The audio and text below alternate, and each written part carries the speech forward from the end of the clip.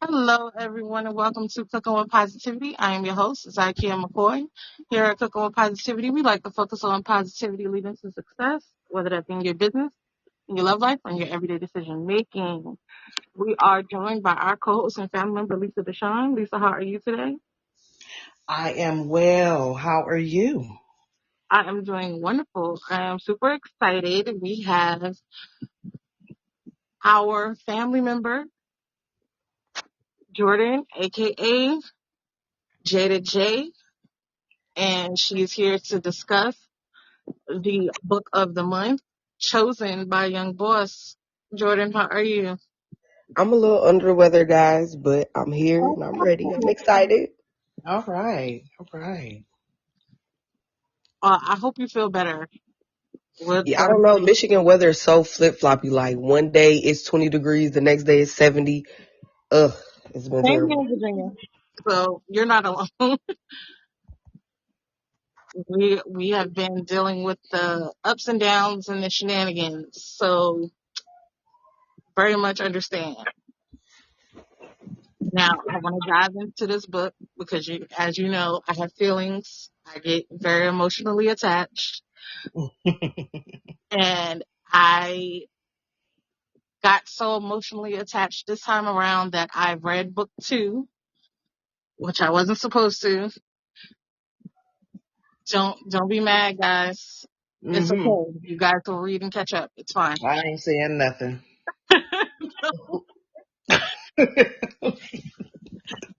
Now, I like the fact that you incorporated characters from your other books into this book.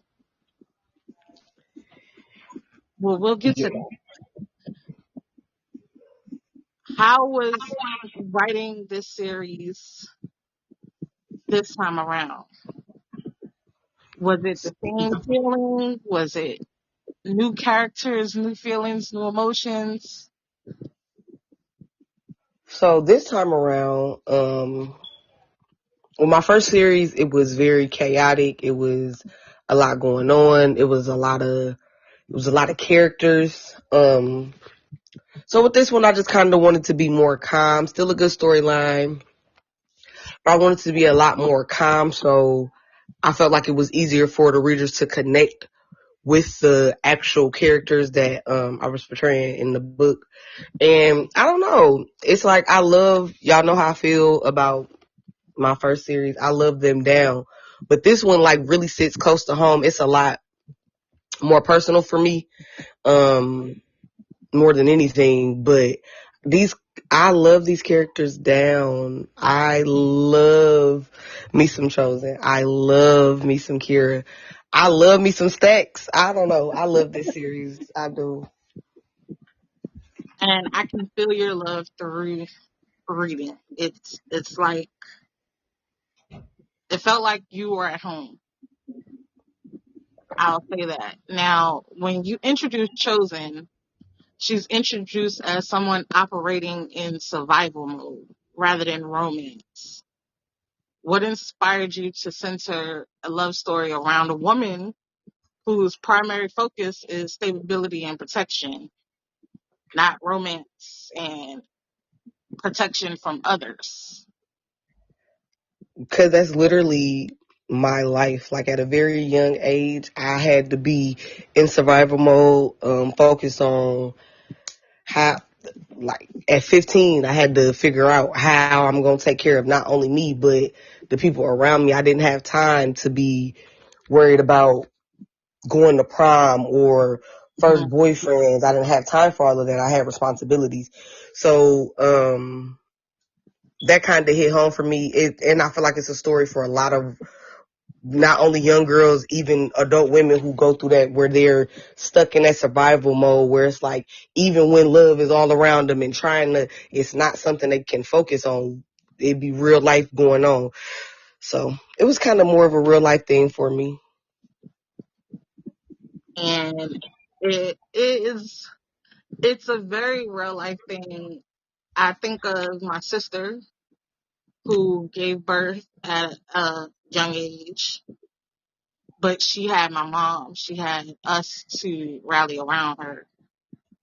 And with Chosen, she had family in a sense, but she still felt all of the burdens and responsibility on her shoulders. And I appreciate the fact that even though she had people around her to support her, she still wanted to get it on her own. You don't see that a lot, especially in somebody so young. Now, Yeah. Gage plays a role in shaping her emotional boundaries. How intentional was that in building the tension between independence and vulnerability? Uh, that was tricky for me because even at 33, I have not really learned how to navigate between being it's okay to be independent and still need other people, like Mm. I feel like people get independence mixed up with, which is what Chosen kind of had.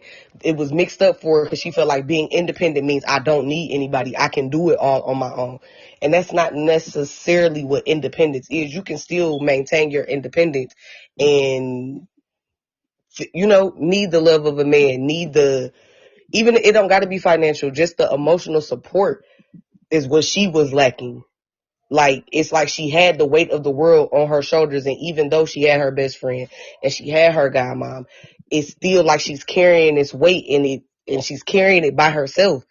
And then she found somebody who came in like, you don't have to carry it by yourself, and I don't want to take your independence away from you. I just want to help.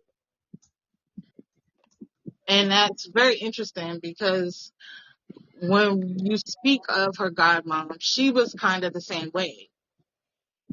Yeah. I remember in the book, Chosen was trying to help with bills, pay her for babysitting, and she was like, I don't need your money type energy. It's that dichotomy, I think, of growing up a certain way and having to get it on your own. When you get so used to that, it's hard to let others help. It's hard to let people in.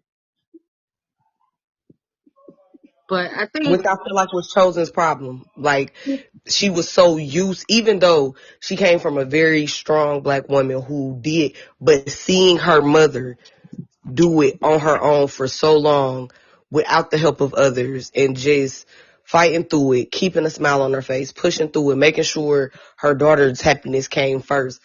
I feel like sometimes that can handicap us as humans because we see these things and we feel like that's the way it's supposed to be. That's how it should be. You right, shouldn't be asking for handouts. You shouldn't be Mhm. depending on other people when that's just not reality.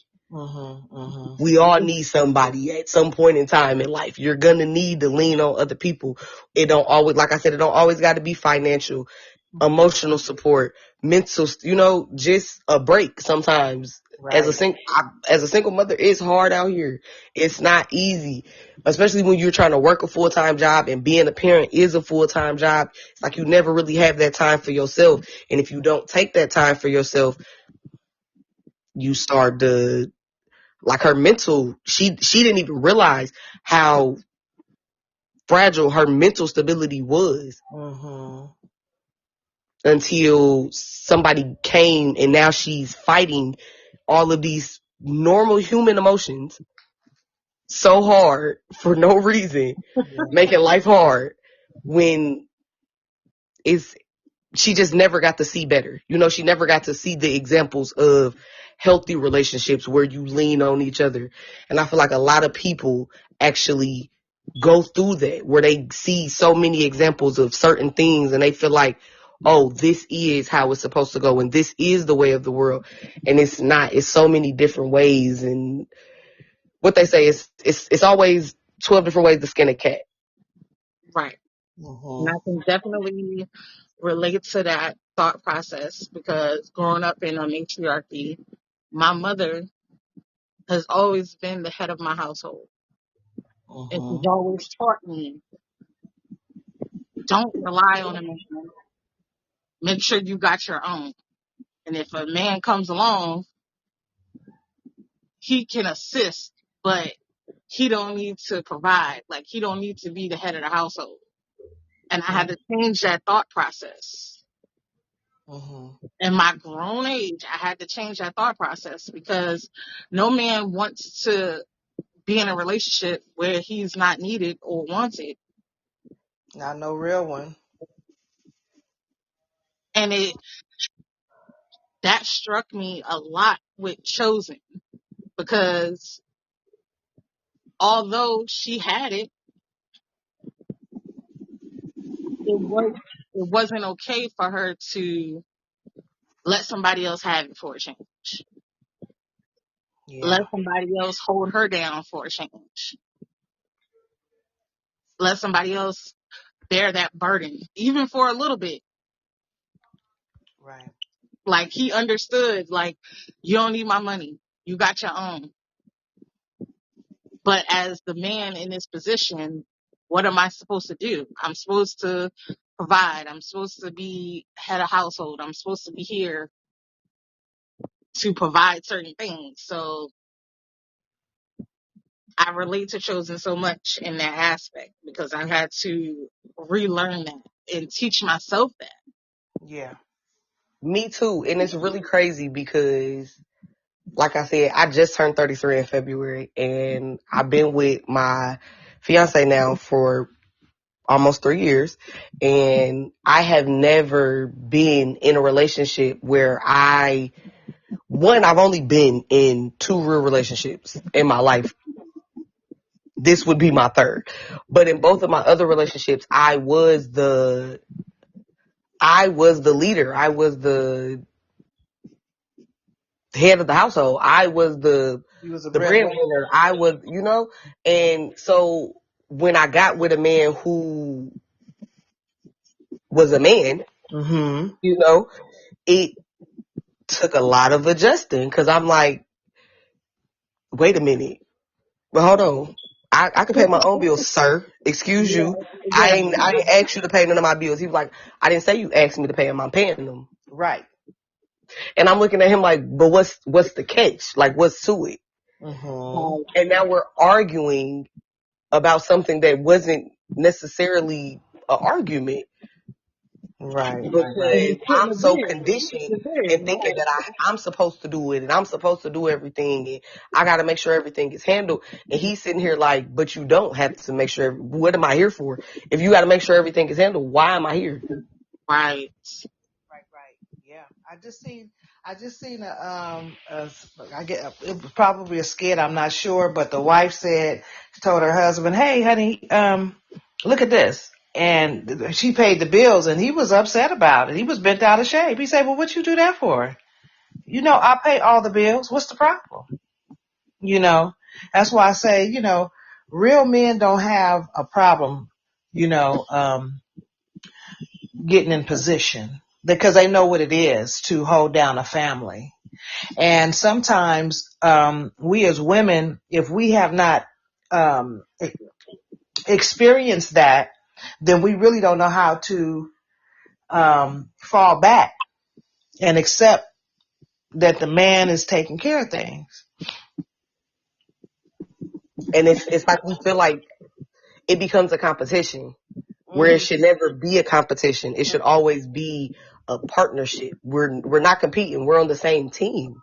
Right. And I want the team to win.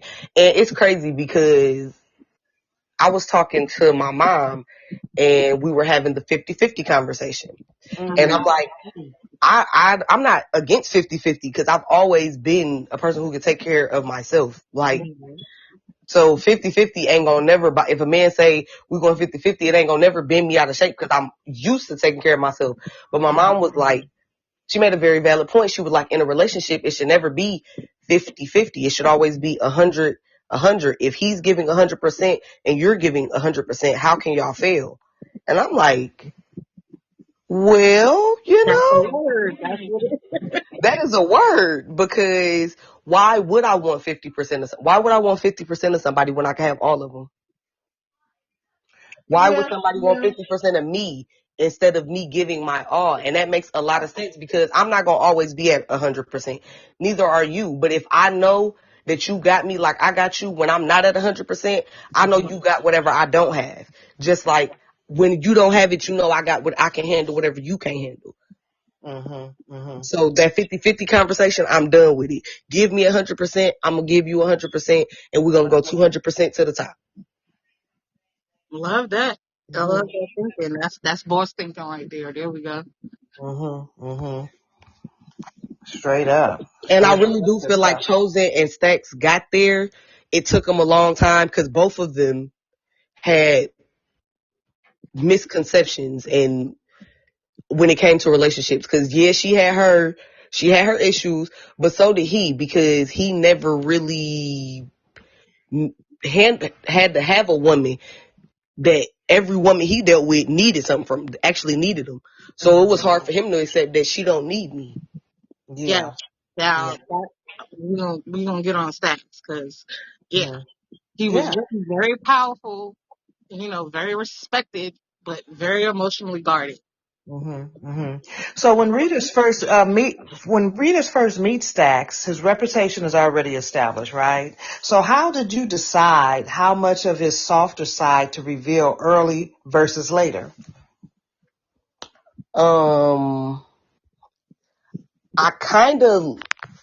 It was crazy because in the beginning, his mind was not on this, I gotta have this woman. I need this woman. It was more so, this is a woman who don't want me, so I need to win. I need to make her want me because I've never been unwanted. So his mind wasn't in it for the right reasons either. So I kind of did it that way so you could see the adjustment because I'm a firm believer in people change for who they're supposed to change for, not who they want to change for, who they're supposed to change for. And I feel like once he got in the situation and seeing that it wasn't what it was going to be, it's like, this is not sexual for me. I thought the attraction was sexual, but it can't be that because past sex, I still want to be around her, that was weird for him. He had to kind of step back like, wait, I don't like that. Right. And once he kind of fought through that and got through that, and it was still, now I'm fighting to try to make her realize, hey, we both in uncharted territory and we both trying to navigate, but I want to navigate together. I feel like you got to see the growth of them both. And that's what I really wanted to display, the growth of them both. They both had to grow into a place where they could get past their past traumas, their programming, their conditionings, their false sense of what relationships are supposed to be to get to a point where they could be successful together. And that's kind of what I wanted to display. So I think I eased it up nice. I don't think I went too early with his soft side because it took him a minute to warm up to the idea of actually liking her for her. As much as it took her knowing that she liked him. She fought that for so long. Yeah. So what research or personal observation influenced how you wrote the street dynamics in this story? So the streets have always been a part of my life. I come from a family who a lot of not only the males but the females. My mother was one who was in the streets when I was young, so it was just a part of life I grew up with. I try my hardest not to glorify it because I don't want people to feel like, oh, all urban books glorify the streets. And it's not that, but it's a very big part of our culture. And I try my hardest not to push the street issue so much in my books, but still give you like Stacks. Stacks wasn't, he did his thing in the streets. But he was also very big on giving back to his community, staying in tune with his people and what they needed, and making sure, even though what I do might destroy my community, I'm still there for the kids in my community whose parents was strung out whether I was selling drugs or not. I'm making sure that I'm still I don't know. I try to show both sides of the coin. I feel like a lot of books do that, and I appreciate that, but it's something I'm gonna always. The streets is a part of me. I be trying to write the books without the hood stuff. It's hard for me. It's just a part of who I am. Well, you It, all Mhm. right? in life, A lot of us like good books. Yeah, yeah, I like good books. it developed me into the woman I am. I'm very book smart, but I'm street smart just Mhm. as well. You can't play me in no playing field. I'm a Mhm. well-rounded player in any game you put me in. Yeah, I ain't mad at you. and it's very true to life. Even if you didn't grow up in it, you know somebody Mhm. you're very familiar with. That's your neighbor. That's your cousin. The Mhm. person down the block. Like you are aware, even if you didn't grow up in it. Mhm. So please don't stop writing how you write because we're here for it. Right. I Yeah, know. absolutely. Please don't. You Now, know.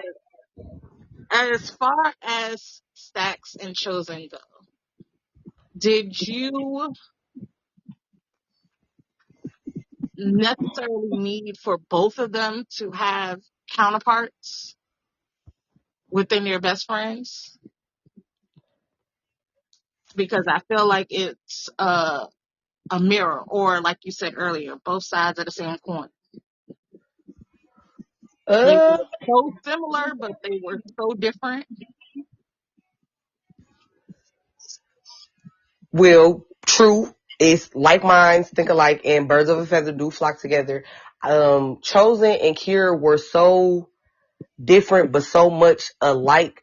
Like the things that they seen and past traumas shaped them into who they were.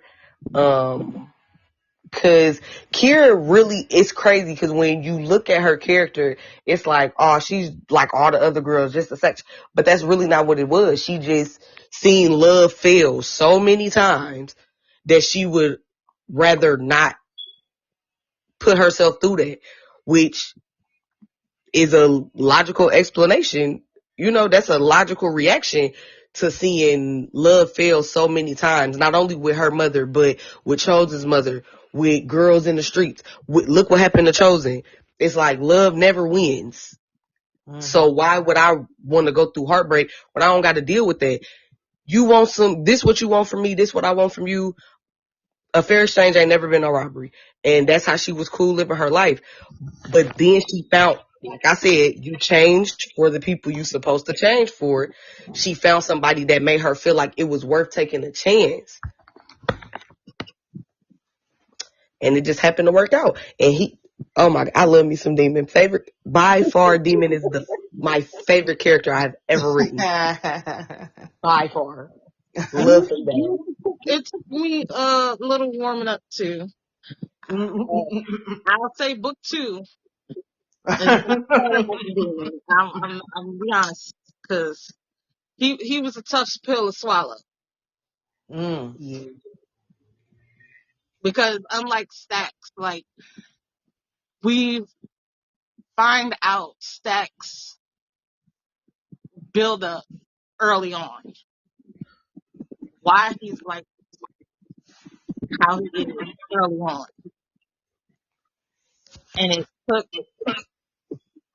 Chosen coming into his life for us to see, the different parts. But Demon, he was still like, no, I am who I am. And I was like, okay, heard, sir. It's all good. You can stay over there with it. I'm okay. He is who he is, for sure. And it took me till book two to kind of peel back some of those layers. I'll say it like that because, whew, that was rough. Demon was rougher. Very much so.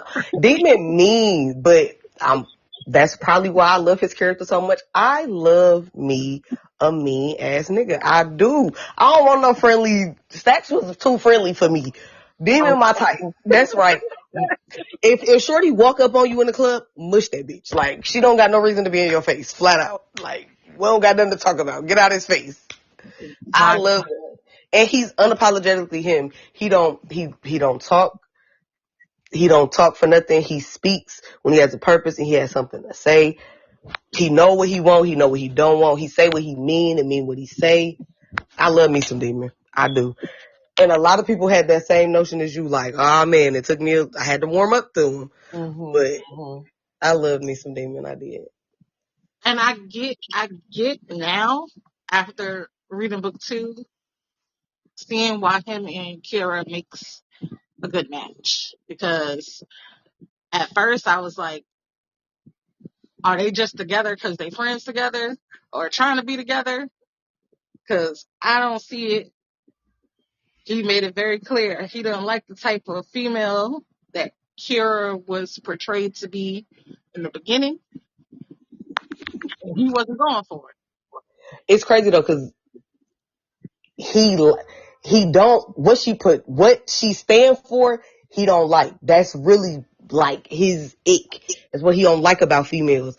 But it's the fact that she own it. She don't try to pretend to be nothing that she not. She is who she is. And that's why it's hard for him not to like her. Cause it's like, I ain't never met a female that's just gonna own it. You know, females they try to play the good girl. They try to play the role, but she not playing no role. She gonna tell you exactly, look, this is what it is. And either you gonna get with it or you gonna get gone. And I think he liked that as much as he trying not to. He liked that.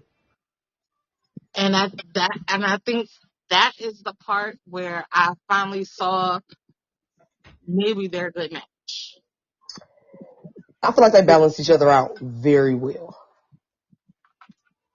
But again, it took me a second to come around to even their match because it felt like in the beginning, is it proximity?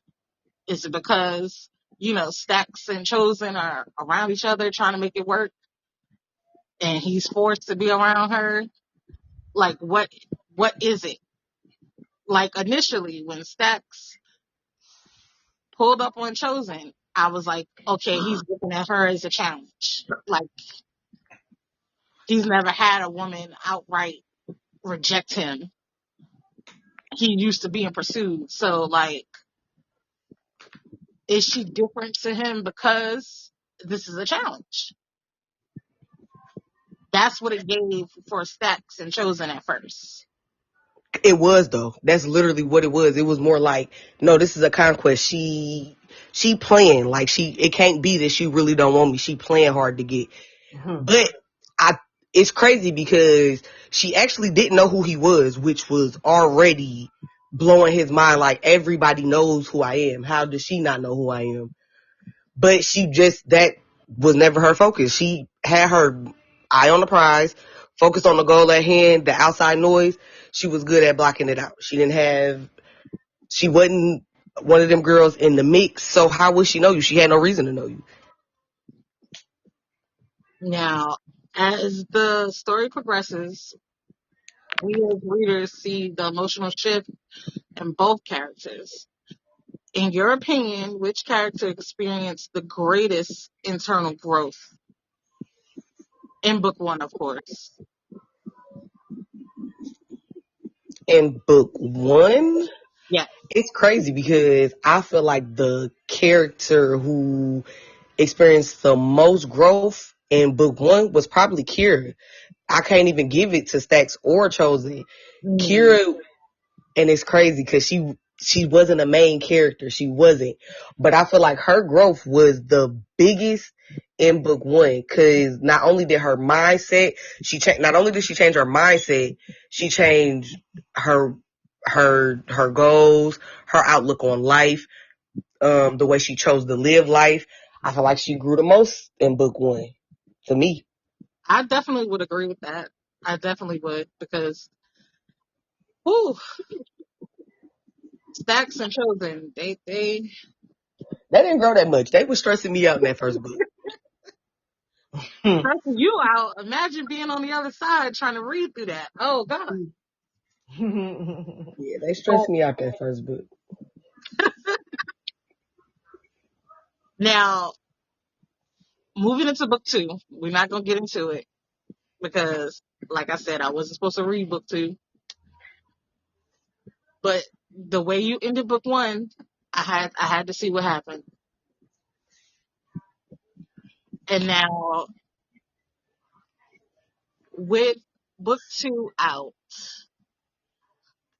what do you hope readers look forward to? What characters they attach themselves to? What would you tell them about book 2? Well, I feel like book 1 was the introduction. Book 2 is the mess. I have officially realized that I'm just messy. I like messy. And book 2 is where we get messy. But I really do hope I love that people fell in love with Chosen and Stacks. I really do that they fell in love with their story, and I hope after reading book 2 that they understand the love story and kind of understand where it went. But I hope they really do attach themselves to Kieran Demon, because spoiler alert, they got a spinoff coming. I'm definitely dropping. They get their own book for sure. Okay. Oh, okay. All right. Where can I pre-order? I'm ready. Like, Yeah. She ready So they for coming a little later in the year just because I got a standalone I'm working on now. It was supposed to drop before my Christmas special, but I've never wrote a standalone. Obviously, I'm a new author, period. So this whole writing thing is new to me, but all of my books have ended on a cliffhanger. And then when I ended. But this is my first time ever trying to write a standalone straight through. So beginning to end, and it. it's tricky. It's a different space for me still now, months later. It was supposed to drop right after Thanksgiving, and we're months later and I'm still struggling trying to end it, because it's like even my ending still feel like a cliffhanger, and I'm like, there's no more book. We have to fix that. There's nothing else after this. We have to fix it. So I'm hoping to be done with that by the end of this month so it can get out. And then I have the spinoff for my first series, Lovey.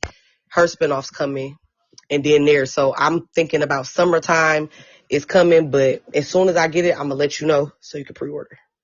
That's what's up. I'm here for it. Now, before we get out of here, we have some listener questions. Okay. All right.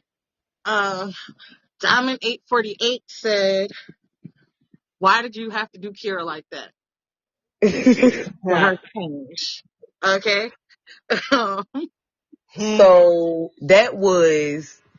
it was for one to show that there's consequences to every action, right? For every action, there's a reaction. And that was her wake up call to say, even though I understand why you do the things that you do, certain situations you don't have to keep putting yourself in regardless. And you're putting yourself in these situations, and look how it's turning out. That wasn't the first time she had found herself in a crazy situation like that. But that time really let her know that it was her wake up call. She needed that wake up call so she could start making the changes in her life that was necessary for her to be better, the best version of herself.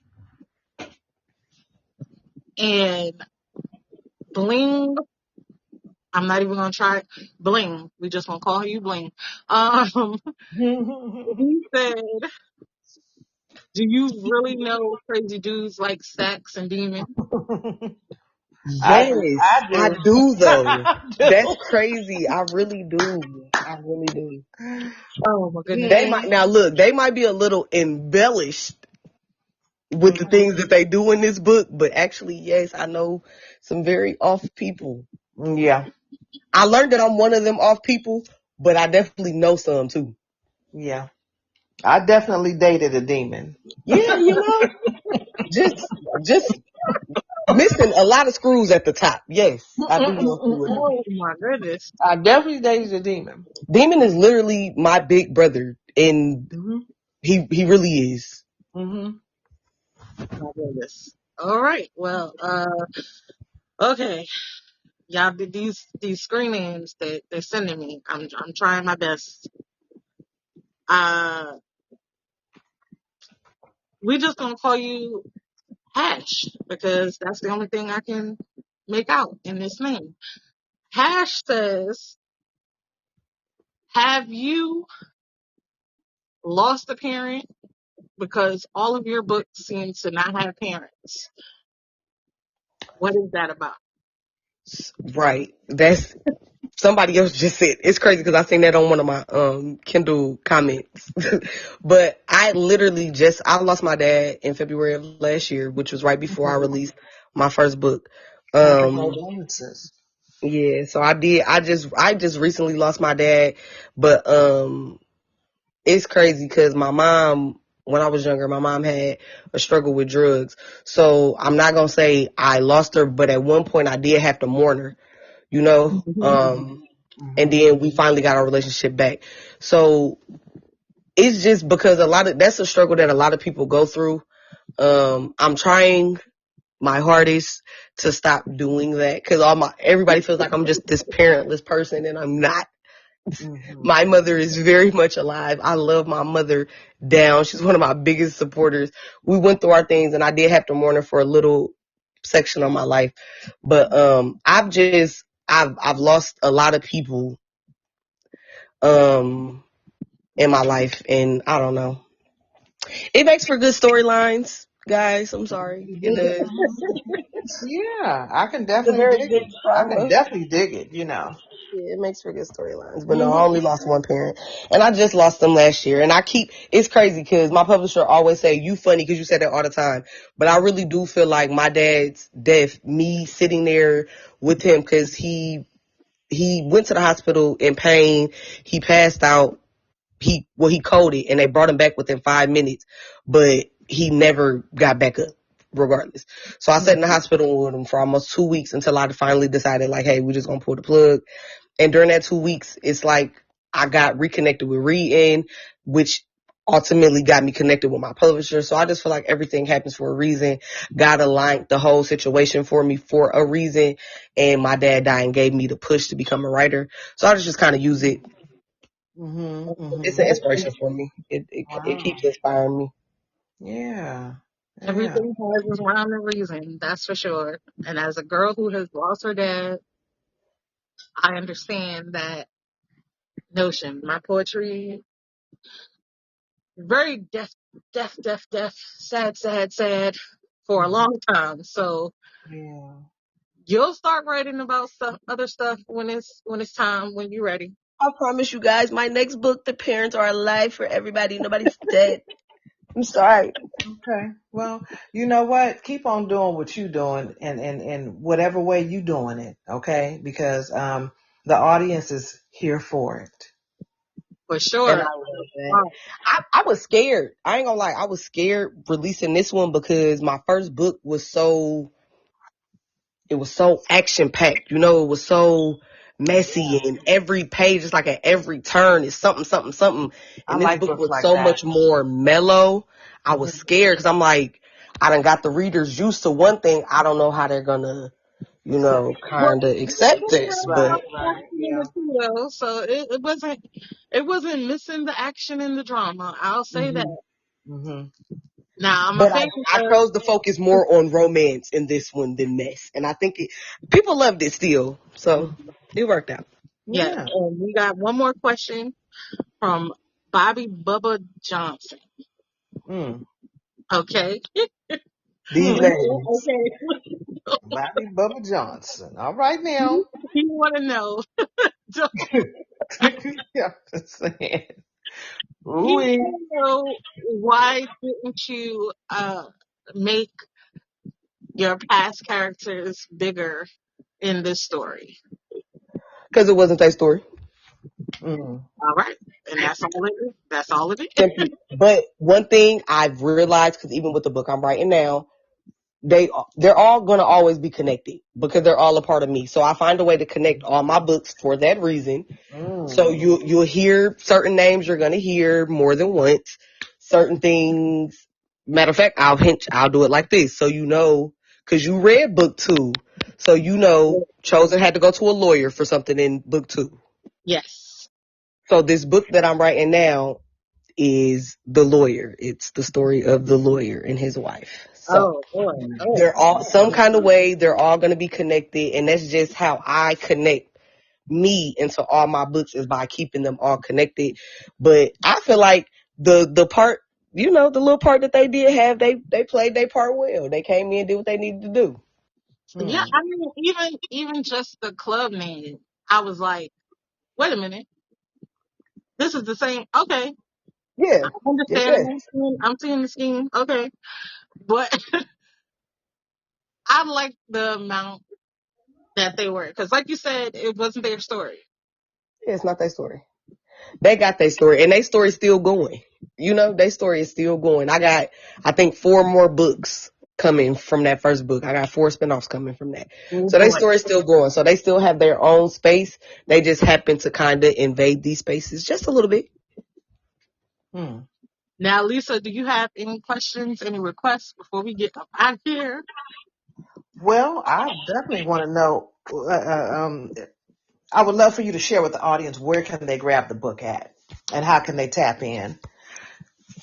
Okay, so right now, all of my books are available on Amazon, Kindle Unlimited. Only the e-copies now, but I'm in the works. Mm-hmm.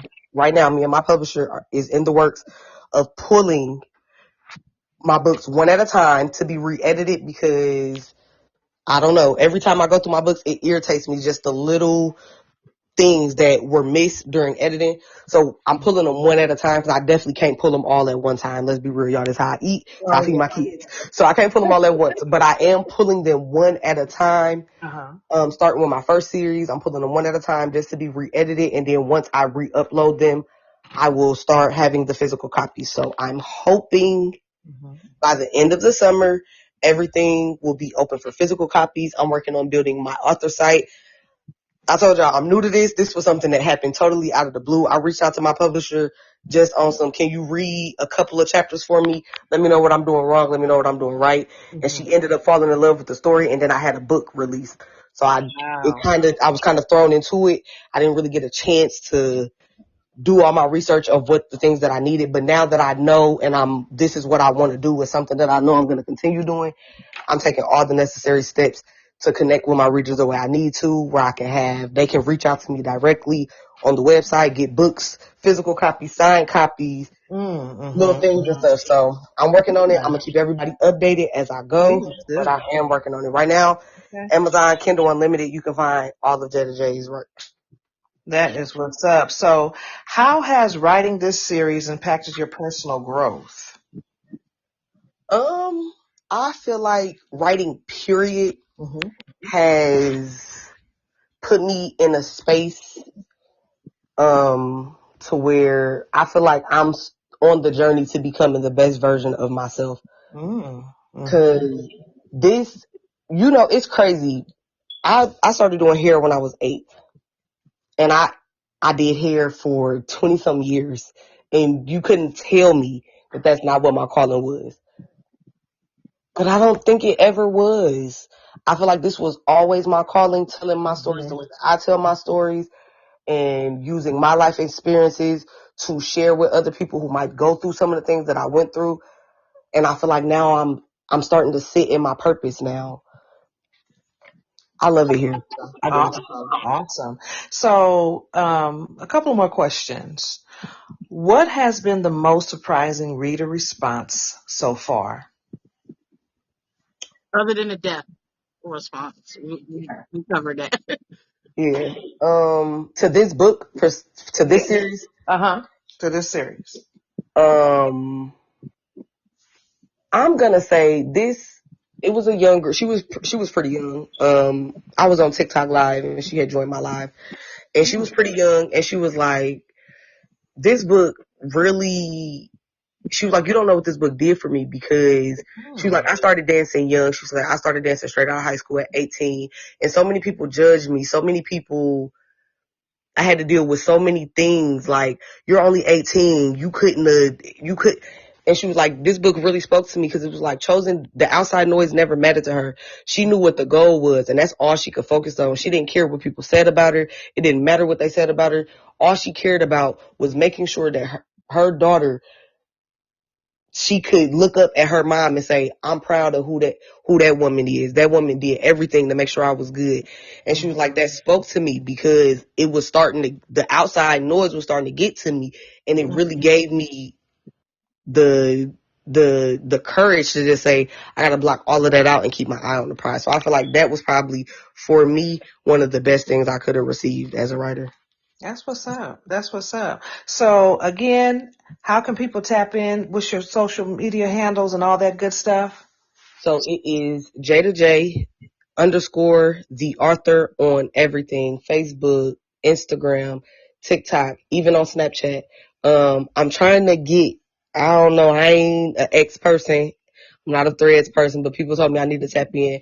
So I am going to make accounts for those two. But for right now, I am on Facebook, Instagram, TikTok, and Snapchat, all JDa J, the author. All right. All right.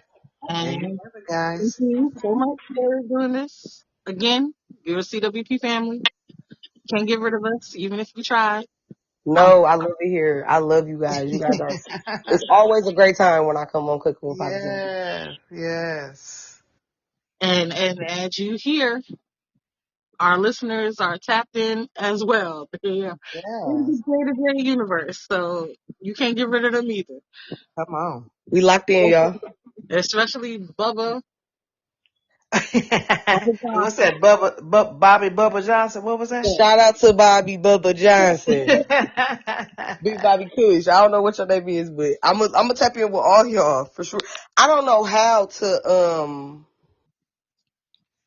cause how do I like y'all reader boards? Is there a way I can go and respond to their questions? Cause I don't want them to just be waiting. They okay. So I pulled these questions from all over our social medias where we posted. A lot of them came from Waveful this time. Wow, that's awesome. Yeah, so it just depends on who sees the post and who responds in time. That is There awesome. were there were like two questions that I didn't understand, so didn't include them. But Mhm. if you are tagged on social media, like you said, you're not on X. One of the questions came from X. I think that was Diamond's question. Came from X. She responded on X. So it's just where everybody decide to respond. Okay. Is Mm, where we get the questions from. mhm, All mhm. right, So but all you guys, y'all got my socials now. Tap in, and I'm very down to earth. Y'all can jump in my inbox. Y'all can jump under my thing. I'm always gonna respond. We can have a conversation. I love chatting with y'all because sometimes them books be confusing me too. I know I write them, but I be stressed out and confused Cool. too. We Okay. can work through it together. ah, that is too much. Now I I'm know very y'all down to earth. first book is a wrap. Gotta have you back. I don't know when, but we're gonna discuss book two because Absolutely. I'm hooked. Send the invite. I'm there. Awesome. On that note, y'all be out.